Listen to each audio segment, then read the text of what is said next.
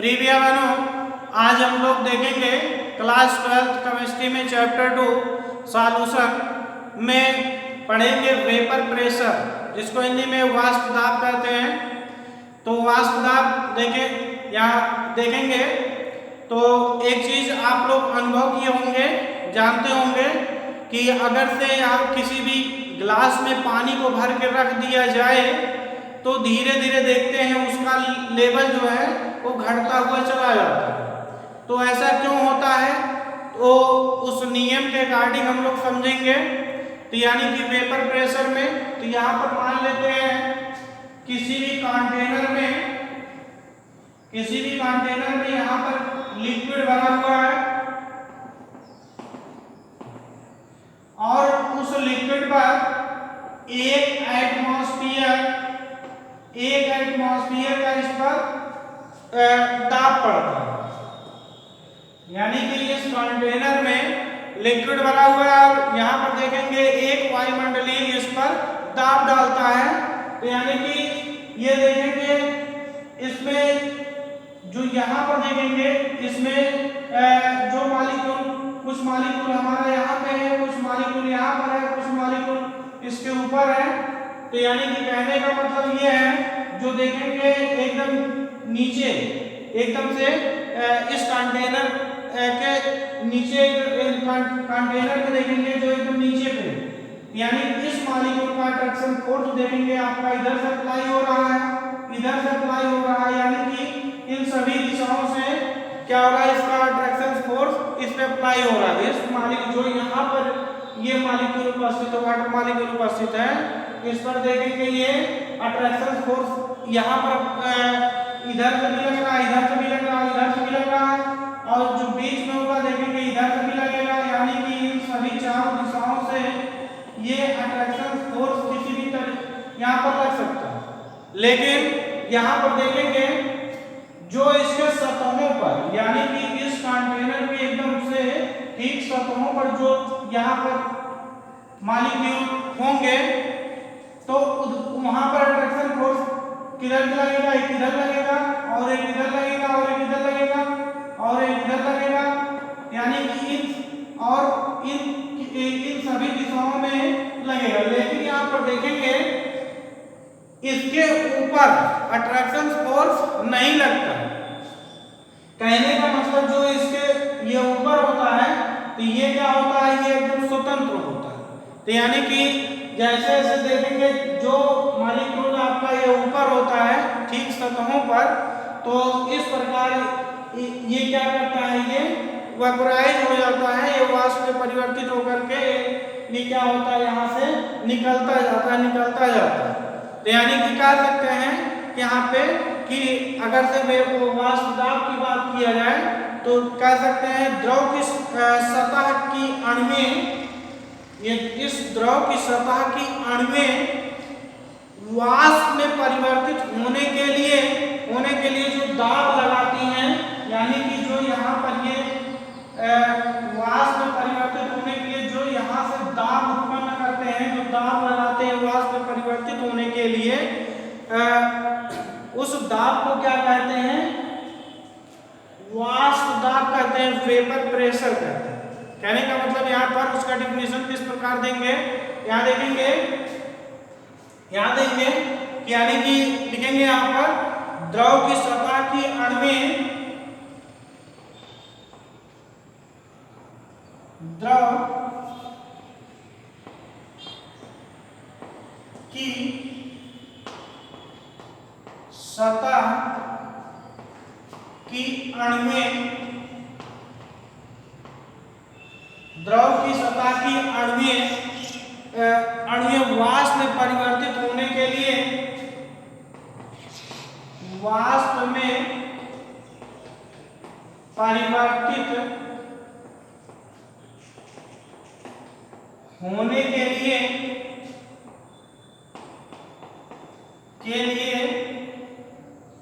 जो दाब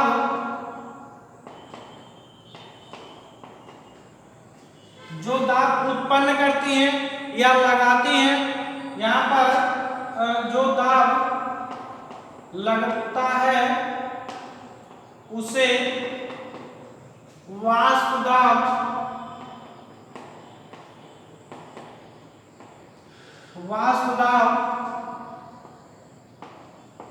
या वेपर प्रेशर कहते हैं। यहाँ पर देखेंगे जो दाब लगता है या यहाँ पर जो दाब लगती है उसे वाष्प दाब या वेपर प्रेशर कहते हैं। तो प्रिय बहनों यहाँ पर देखेंगे कि यहाँ पर जो वाष्प दाब इसमें उत्पन्न हो रहा है, इस वाष्प दाब को प्रभावित करने वाले कुछ कारक भी हो सकते हैं। इसका वाष्प दाब घट भी सकता है, वाष्प दाब कुछ कारक ऐसे भी बढ़ा सकते हैं, कुछ कारक ऐसे भी घटा भी सकते हैं। वो कौन से कारक होंगे उसके लिए यहाँ पर देखेंगे, यहाँ लिखेंगे यहाँ पर प्रभावित करने वाले कारक, प्रभावित करने वाले कारक, यानी कि यहाँ पे वाष्प दाब को प्रभावित करने वाले क्या क्या कारक हो सकते हैं। नंबर एक कंडीशन ये हो सकता है कि ताप का प्रभाव, टेम्परेचर का प्रभाव क्या हो सकता है। यहाँ पे यदि हम टेम्परेचर को बढ़ाते हैं, यानी कि यहाँ पर टेम्परेचर यानी कि ताप को अगर से बढ़ाते हैं तो यहाँ पर जो इसके मॉलिक्यूल है, कह सकते हैं जो कंटेनर में यहाँ पर ये द्रव के मॉलिक्यूल क्या होंगे, ये दूर दूर ये होने लगे। और यहाँ पर ध्यान देंगे जितना ही ये टेम्परेचर आप बढ़ाते हैं उतना ही द्रव के अणुओं के बीच क्या होती है, मॉलिक्यूल आपस में दूर दूर होने लगती है। तो यानी कि जितना ही अधिक दूर होंगे उतना ही अधिक वो वाष्प में परिवर्तित होगा, अर्थात कहने का मतलब उतना ही अधिक वाष्प दाब अधिक होगा। कहने का मतलब टेम्परेचर को यदि बढ़ाते हैं तो इसका वाष्प दाब क्या हो जाएगा, बढ़ जाएगा। क्यों बढ़ जाएगा, क्योंकि देखेंगे द्रव के अणुओं के बीच क्या हो जाएगा, यहाँ पर ये देखेंगे द्रव के अणुओं के बीच यहाँ पर ये धीरे धीरे यहाँ पर उसके बीच में जगह ये ज्यादा होता जाएगा। तो इसके मॉलिक्यूल आपस में दूर दूर होने के कारण ये जो है वाष्प में तेजी से परिवर्तित होने लगेगा। कहने का मतलब ये है कि यहाँ पर ये वाष्प में जो परिवर्तित हो रहा है किसके कारण हो रहा है, टेम्परेचर के कारण। टेम्परेचर के कारण इसके मॉलिक्यूल आपस में दूर दूर हो रहे हैं, जिसकी वजह से ये वाष्प में तेजी से परिवर्तित हो रहा है। तो जिस कारण से यहाँ पर कह सकते हैं कि ताप बढ़ाने पर वाष्प दाब क्या होता है, बढ़ता है। कहने का मतलब वाष्प दाब यानी कि उतना ही तेजी वाष्प में परिवर्तित होगा। तो यानी कि यहाँ पर वो क्या हो जाएगा कि जो द्रव से वाष्प में बदलने, यहाँ पर लिखा गया है कि द्रव की सतह की अणु वाष्प में परिवर्तित होने के लिए जो दाब लगती है वो, यानी कि यहाँ पर ये जो दाब लग रहा है वाष्प में परिवर्तित होने के लिए वो क्या हो जाएगा, सबसे अधिक हो जाएगा। इसलिए यहाँ पर ये कह सकते हैं, इसलिए ये यहाँ पर इसका टेम्परेचर बढ़ने पर वाष्प दाब अधिक होता है या बढ़ता है। यहाँ लिखेंगे ताप बढ़ाने पर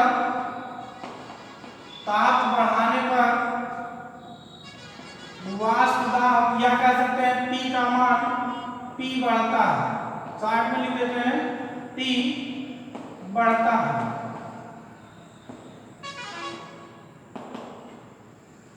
और दूसरी चीज देखेंगे, यहाँ पर पहला कंडीशन है ताप बढ़ाने पर P क्या होता है, बढ़ता है। और दूसरी चीज हो सकता है सांद्रता, यानी कि कहें कि इस द्रव की सांद्रता जितनी अधिक होगी उसके मॉलिक्यूल उतना ही पास होंगे। यानी कि यहाँ पर इसकी सांद्रता यानी कि जितनी अधिक होगी, जिस लिक्विड का सांद्रता जितनी अधिक होगी उसके मॉलिक्यूल उतने ही पास होंगे, तो उतना ही कम वो जो है वो वाष्पित होगा। कहने का मतलब ये है कि यहाँ पर ये वाष्प दाब अर्थात P का मान क्या हो जाएगा, घटेगा। यानी कि सांद्रता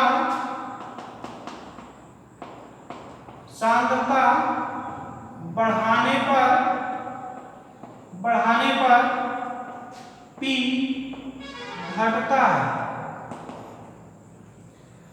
ये जैसे प्रभावित करने वाले कारक में यहाँ पर देखेंगे कि अगर से या कह सकते हैं कि यहाँ पर सांद्रता, ध्यान देंगे एक चीज, यहाँ पर सांद्रता बढ़ाने पर सांद्रता हमारा यहाँ पर किस टाइप का हो सकता है कि अगर से कुछ यहाँ पर ऐसे लिक्विड होंगे कि उसको अगर से यहाँ पर देखेंगे कि अगर से अवाष्पशील विलेय को मिलाया जाए, इसमें देखेंगे अगर से अवाष्पशील विलेय मिलाया जाए तब उसकी सांद्रता बढ़ाने पर P घटता है। लेकिन यहाँ पर वाष्पशील विलेय को मिलाएंगे तो यहाँ पर उसकी सांद्रता बढ़ाने पर यहाँ पर P क्या होता है, बढ़ता है। तो इसलिए यहाँ पर हम आगे यहाँ पर क्या लिखेंगे, अवाष्पशील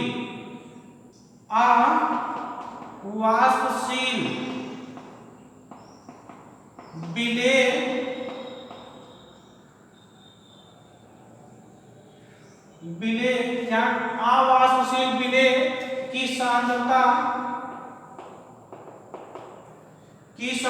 बढ़ाने पर P घटता है। तो यानी कह सकते हैं यहाँ पर कि अवाष्पशील विलेय की मात्रा बढ़ाने पर विलयन का P घटता है। तो इसको यहाँ पर ये नोट करेंगे।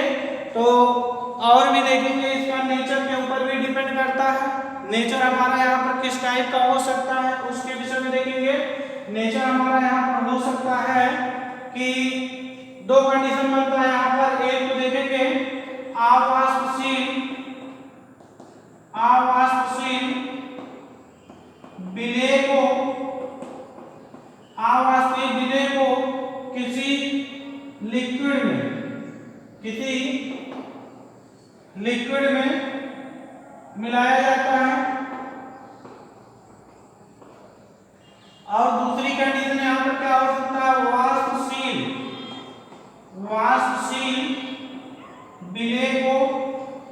विलेय या सॉल्यूट को कुछ भी लिख सकते हैं, विलेय को यहाँ मिलाया जाता है लिक्विड में। या कंडीशन हो सकता है लिक्विड को लिक्विड में मिलाया जाता है। यहाँ पर ये आगे मिलेगा, तो इस पे हम यहाँ पर आगे चर्चा करेंगे। तो यहाँ पर देखेंगे तो ये इसके नेचर पर डिपेंड करता है कि कितना यहाँ पर इसका वाष्प दाब होगा। तो यहाँ पर देखेंगे इसी पर आधारित क्या यहाँ पर क्या है, राउल्ट का नियम। तो इसको नोट करेंगे आगे, राउल्ट का नियम। आगे यहाँ पर देखेंगे वाष्प दाब का राउल्ट का नियम, Raoult's law of vapour pressure. तो ये क्या होता है, तो यानी कि यहाँ पर देखेंगे, कह सकते हैं कि अगर इसका डिफिनीशन दिया जाए तो किस प्रकार दिया जाएगा। तो यानी कि राउल्ट्स के वाष्प दाब का राउल्ट का नियम, तो स्थिर ताप पर किसी घटक का वाष्प दाब उनके मोल प्रभाज के समानुपाती होता है। कहने का मतलब यहाँ पे दो कंडीशन बनता है। एक तो मान लेते हैं एक पेवर सब्सटेंस, कोई भी XYZ ले लेते हैं, मान लेते हैं A ले लेते हैं, मान लेते हैं यहाँ पर दो कंपोनेंट लिए हैं, दो कंपोनेंट। एक कंपोनेंट में हमारा यहाँ पर शुद्ध यानी कि यहाँ पर A कंपोनेंट का मतलब यानी कि इसमें और किसी चीज का मिक्सर नहीं, सिर्फ इस पूरे कंटेनर में सिर्फ A। और दूसरे चीज में देखेंगे, दूसरे कंटेनर में यहाँ पर दूसरा सब्सटेंस हमारा क्या हो जाएगा, B। यानी कि ये दो टाइप का हम यहाँ पर लिए हैं। तो यानी कि यहाँ पर देखेंगे इन दोनों को यदि हम मिलाते हैं तो हमारा नेक्स्ट क्या यहाँ पर प्राप्त होगा, ए सॉल्यूशन प्राप्त होगा। यानी कि ये हमारा किसका मिक्सचर प्राप्त होगा, A और B। इस कंडीशन को यहाँ पर देखेंगे,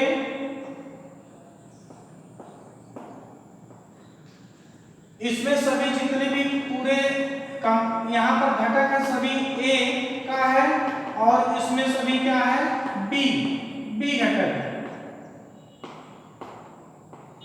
अब यहाँ पर ध्यान देना है, जब यहाँ पर शुद्ध कोई भी शुद्ध सब्सटेंस हो, यहाँ पर शुद्ध सब्सटेंस हमने ये लिया है, तो ए के लिए यानी कि यहाँ पर राउल्ट का नियम क्या कहता है कि यानी कि स्थिर ताप पर किसी घटक का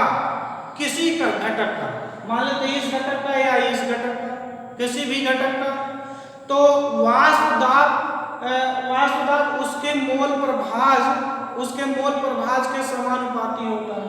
यानी कि इसका मान लेते हैं यहाँ पर क्या है, ये ए के लिए ए का वाष्प दाब मान लेते हैं यहाँ पर PA है, और इसका वाष्प दाब क्या मान लेते हैं PB है, और इसका मोल प्रभाज क्या हो जाएगा, मोल प्रभाज इसका XA हो जाएगा, और इसका यहाँ पर मोल प्रभाज क्या हो जाएगा, XB हो जाएगा। यानी कि इसमें क्या प्रत्येक यहाँ पर प्रत्येक घटक का वाष्प दाब उसके मोल प्रभाज के क्या होता है, समानुपाती होता है। कहने का मतलब यहाँ पर राउल्ट के नियम, इसका डिफिनीशन यहाँ पर लिख देते हैं। यहाँ पर लिखेंगे स्थिर ताप पर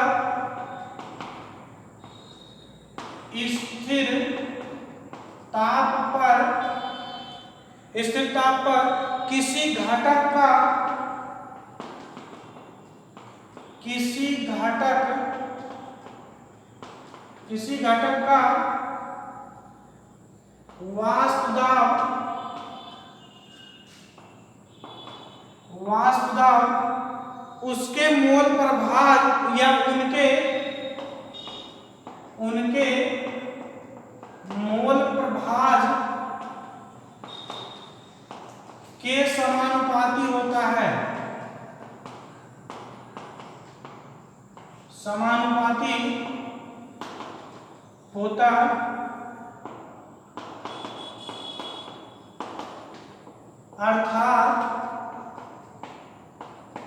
अर्थात यहाँ पर ये वाष्प दाब ए के लिए इसका मोल प्रभाज के समानुपाती हो जाएगा, यानी कि PA डायरेक्टली प्रोपोर्शनल टू क्या हो जाएगा, XA।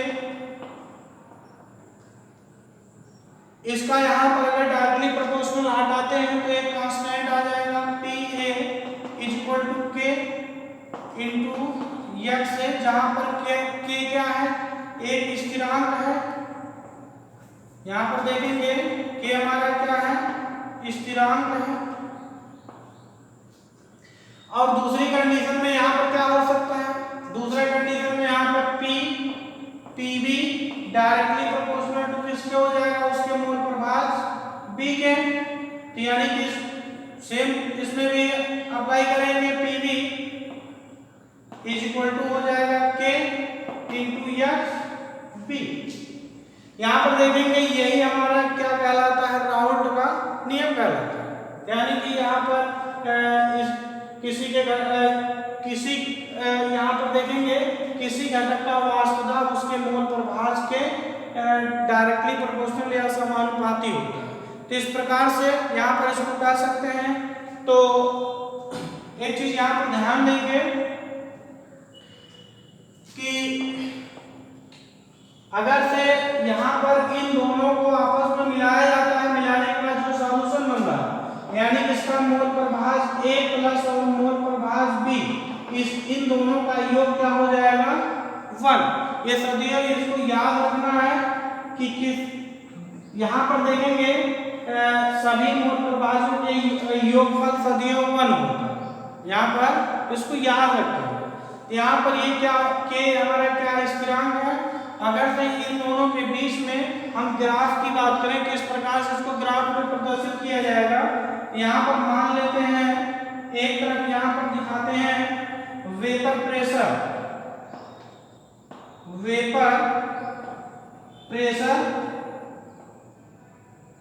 और एक तरफ यहाँ पर दिखाते हैं टेम्परेचर। ये हमारा वेपर प्रेशर है और इधर क्या हम दिखाए हैं, टेम्परेचर को दिखाए। यहाँ पर ध्यान देना है कि मान लेते हैं कि जब ये शुरुआत में पेवर सब्सटेंस यानी कि इसमें कोई भी और चीज का मिक्सर नहीं था, तो यानी कि इसमें कुछ और मिक्स नहीं किया गया था, तो इसलिए यहाँ पर इसकी जो यहाँ पर ये हो जाएगा यक्स ए, यानी कि यहाँ पर यक्स ए, यानी कि इसमें ये अकेले का, इसलिए इसका मोल प्रभाज कितना हो जाएगा 1। क्यों 1 होगा? क्योंकि यहाँ पर ये सिर्फ इसका एक घटक है, तो यानी कि उस घटक का मोल प्रभाज यहाँ इसमें और कुछ मिला नहीं है, तो इसलिए यहाँ पर इसका मोल प्रभाज कितना होगा 1। तो उस समय यहाँ पर B को मिलाया नहीं गया था, इसलिए यहाँ पर मोल प्रभाज ऑफ B कितना हो जाएगा 0।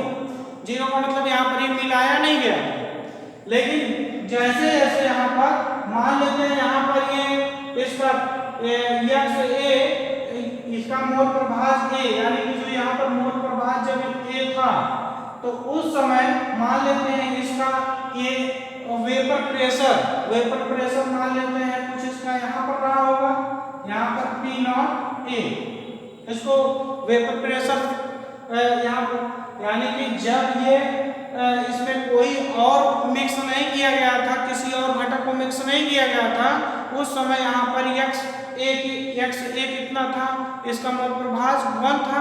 उस समय यहाँ पर B के लिए मोल प्रभाज क्या हो जाएगा 0 हो जाएगा।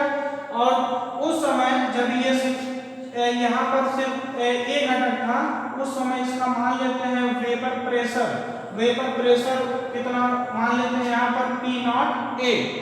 तो यहाँ पर देखेंगे तो और दूसरी चीज यहाँ पर देखेंगे, जैसे जैसे इसको इसमें इंक्लूड करते जा रहे हैं, जैसे जैसे यहाँ पर मिलाते जा रहे हैं, यानी कि मिलाते जाएंगे, तो यानी कि ये B को मिलाते जाएं, तो यानी कि मान लेते हैं तो उस समय B की मात्रा क्या हो जाएगा, ये अधिक हो जाएगा। कहने का मतलब इसको इतना मिलाएं कि A क्या हो जाए, एकदम नगण्य हो जाए। इतना धीरे धीरे मिलाते जाएंगे, तो उस कंडीशन में मान लेते हैं यहाँ पर, उस कंडीशन में यहाँ पर क्या हो जाएगा यक्स B। इस कंडीशन की बात कर रहे हैं यहाँ पर जब ये सिंगल था B यहाँ पर मिलाते गए, तो यहाँ पर ये क्या हो जाएगा x A plus x B equal to 1 आया है। तो यानी कि जब उस कंडीशन में, यानी कि जिस प्रकार से हम यहाँ पर इसके लिए बात किए थे, सिर्फ एक घटक के लिए मोल प्रभाज ऑफ यक्स ए कितना हो जाएगा 1, ठीक उसी प्रकार से इसके लिए भी हम यहाँ पर मोल प्रभाज यक्स B के लिए क्या करेंगे, मोल प्रभाज यक्स B इक्वल टू 1। उस समय यानी कि इसमें ये मिलाया नहीं गया था, यानी कि ये हो जाएगा यक्स A इक्वल टू क्या हो जाएगा 0। यानी कि अब यहाँ पर ध्यान देते हैं किसकी उस समय यहाँ पर इसका मान लेते हैं वेपर प्रेशर मान लेते हैं, कुछ यहाँ पर कहा होगा वेपर प्रेशर सबसे हाई मान लेते हैं, उस समय यहाँ पर P नॉट B मान लेते हैं। यहाँ पर उस समय देखेंगे तो मान लेते हैं इसमें यक्स A इक्वल टू 1, कहने का मतलब यहाँ पर सिर्फ एक घटक था, इसमें B को जब मिलाते हैं तो यानी कि इसका क्या हो जाएगा, ये वेपर प्रेशर यहाँ से क्या हो जाएगा डिक्रीज होने लगेगा, यानी कि डिक्रीज यहाँ पर धीरे धीरे एक ऐसा आएगा कि ये क्या हो जाएगा इक्वल टू 0 हो जाएगा। जबकि यहाँ पर यक्स B के लिए, यहाँ पर यक्स B के लिए इक्वल टू 1, तो इस स्थिति में मान लेते हैं कि अगर से यहाँ पर यक्स B में धीरे धीरे जैसे A को मिलाते जाएंगे, तो यानी कि उसका भी वैल्यू यहाँ पर क्या हो जाएगा, ये सीधा ये घटता हुआ चला जाएगा। यानी कि ये हमारा जो ग्राफ प्राप्त होगा, तो ये क्या है, यहाँ पर ये हो जाएगा P A इक्वल टू हो जाएगा P not A into x A। यहाँ पर ये हो जाएगा P नॉट A इंटू क्या हो जाएगा P एक्स A। ऐसे ही यहाँ पर ये हो जाएगा PB इक्वल टू हो जाएगा P नॉट B इंटू हो जाएगा यक्स B, या इसको यहाँ पर डॉट से भी सिंबल प्रयोग करेंगे। तो अब यहाँ पर देखेंगे अगर से इनके और इनके यानी कि दोनों को जब आपस में मिला दिया गया, जो हमारा x A plus x B, यानी कि इसका मोल प्रभाज दोनों को एक में मिलाने के बाद देखेंगे इसका क्या हो जाएगा, वास्तव इन दोनों को मिलाने के बाद इसका एक नया वाष्प दाब बनेगा। यानी कि यहाँ पर क्या हो जाएगा, P इक्वल टू हो जाएगा, यहाँ पे ये हो जाएगा P, यहाँ पर PA प्लस PB, यानी कि यहाँ पर PA plus PB, PA plus PB, यानी कि इस तरीके से यहाँ पर इसका प्रयोग कर सकते हैं। यानी कि ये हमारा क्या हो जाएगा, राउल्ट का नियम हो जाएगा। यानी कि ये ग्राफ हमारा क्या प्रदर्शित करता है कि जैसे जब यहाँ पर ये केवल एक घटक था और तब उसका यहाँ पर ये वेपर प्रेशर मान लेते हैं कुछ यहाँ पर था, और जब ये यहाँ पर ये दूसरे घटक के लिए यहाँ पर इसका वेपर प्रेशर मान लेते हैं यहाँ पर था। जब दोनों को आपस में मिलाया गया तो वेपर प्रेशर हमारा एक नया बनेगा जो XA प्लस XB। यानी कि इस तरीके से यहाँ पर ये राउल्ट के नियम की यहाँ पर इसी को ही हम क्या कहते हैं, राउल्ट के नियम पर वाष्प दाब का या कह सकते हैं वाष्प दाब पर राउल्ट का नियम। तो यही इसी नियम को ये जो है राउल्ट का नियम कहेंगे। तो आज के लिए बस इतना ही, और इसके आगे जो है आप लोग और पढ़ेंगे तो आगे हम इसके आगे बताते हैं। धन्यवाद।